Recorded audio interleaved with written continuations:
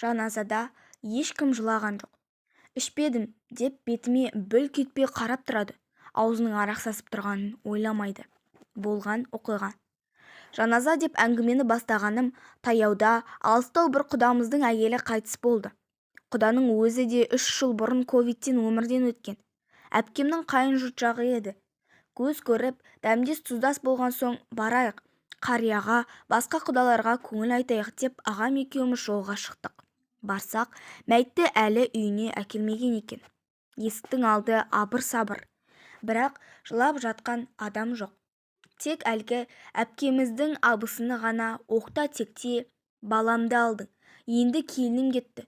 Одан гөрі төрімнен көрім, жақын қалған мен алмадың ба деп қарлығыңқы үнмен жылағынсып қояды. 80-нен асып қалған апа ғой, қайтсын енді. Қара шаңыраққа ие болар ұлы артынан келіні кетті. Соған күйініп отырғаны ғой. Бір таңғалғаным, марқұмның артында қалған балалары да бір нүктеге қадалған күйі отыра берді. Ойпырмай, аналарын жоқтамағаны несі деп ойланып қалған. Құдағи ападан басқа ешкімнің марқұмды жоқтап жыламағаны кейін белгілі болды. Қара шаңыраққа ие боп қалған келін ішімдікке салынып кеткен екен. Үйіндегілерді, айнала туғанды әбден масқаралап, көшеде аунап ішіп, ауылға атағы жайылған кісі болыпты. Араққа салынып кеткені соншалықты, соңғы кездері көзіне әрдеңе елестеп, өзінен өзі шошып, көшеге қашып кете берген соң, жүйке аурулары ауруханасына жатқызғанға ұқсайды. Сол жақта қайтыс болыпты. Ел жұртқа күйік болмай кеткені де дұрыс болды. Күйеуі марқұм жуас, жақсы адам еді деп, еркектер жағы күбір-күбір әңгіме айтып қалды. Осы жағдай мені де қатты ойландырып қойды. Болашағымды ойлап басым қатып кетті. Олай дейтінім, менің де келіншегім соңғы 3-4 жылдан бері ішкілікке үйір болып алды. Іздеп жүріп ішпейді. Ондайға Құдай жеткізе көрмесін. Бірақ той жиындарда тартынбай, ешкімнен қысылмай стаканды аузына атып ұрады.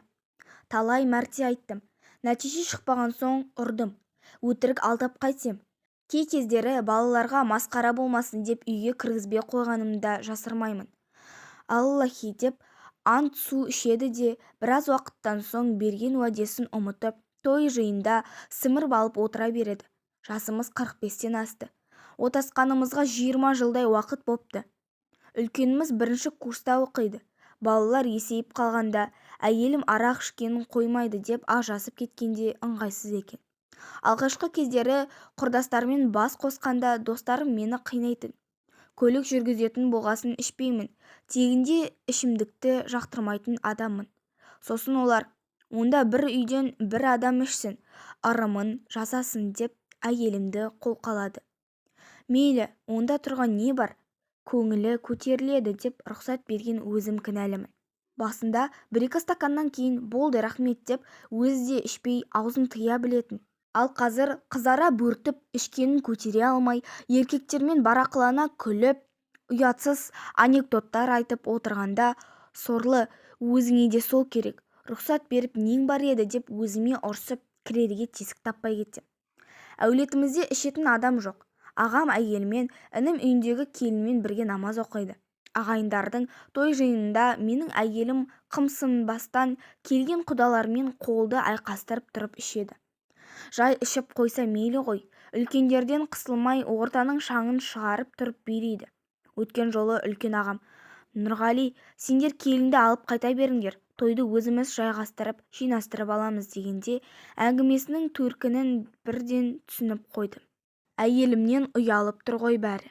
Тура айтса, менің көңіліме тиіп кетеме деп тұспалдап тұр.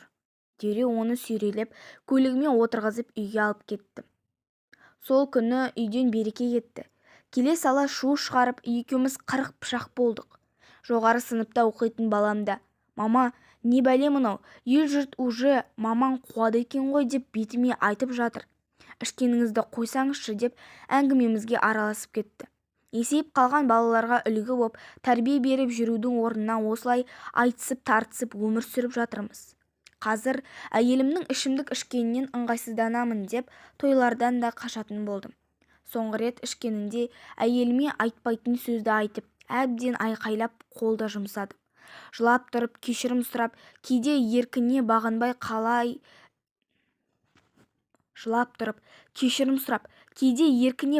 қалай ішіп қоятынын білмейтінін айтты. Аяп та кетті. Сені емханаға жатқызайын, ішкілікке құмарлықты басатын ем аласың ба, деп айтып көрді. Ойбай, атама, өзім қоямын, ол жаққа апарма, деп уәдесін береді. Бірақ кейін ұмытып кетеді. Қазір менен қорқып қалған, көзімді ала бере көрсетпей ішіп алады. Сөйтіп, ішпедім деп беті бүлк етпей бетіме қарап отырады. Жалпы, ішімдік адамға қажет нәрсе емес екен. Әсіресе әйел адамдар мүлдем жоламағаны жөн. Балалар ер жеткенде ажырасқан ыңғайсыз. Бірақ бір үйде тұрған соң намысыңа да тиеді. Осы күні той жиындарға бармай, сыйлығымызды Каспийге салып отыра беретін болдық. Қайтем енді, арақты қойдыртатын айла амал болса, менімен бөлісе отырыңыздаршы.